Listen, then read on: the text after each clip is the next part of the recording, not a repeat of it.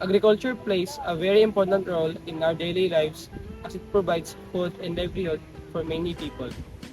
This interview documentation focuses on learning more about the situations of the farmer and others who work in the agricultural sector.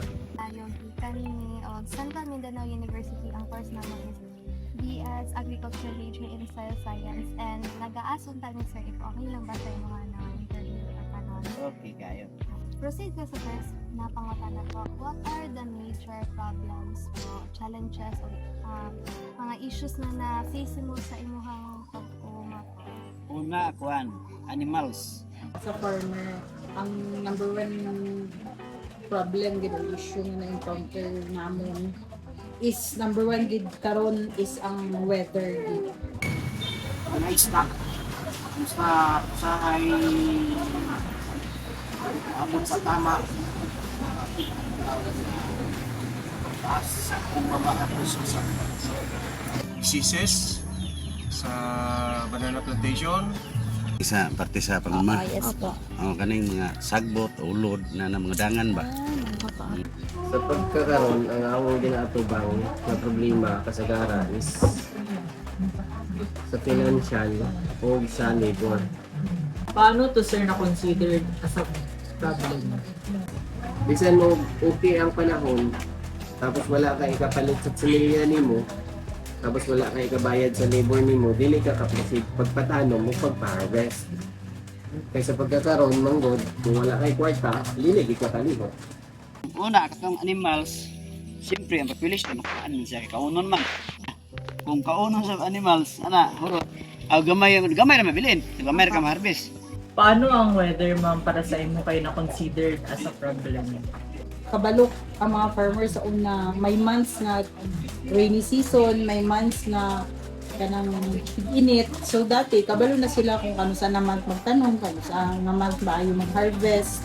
So dili parehas karon na wala ka kabalo kung kano sa tinginit, makalod ka ulan. Mari madug, kaya wala kayo balik kaya ako ito stock. It will lead into losses.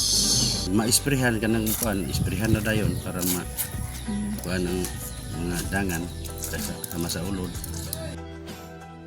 Unsay naka-apekto ani sa imo ato?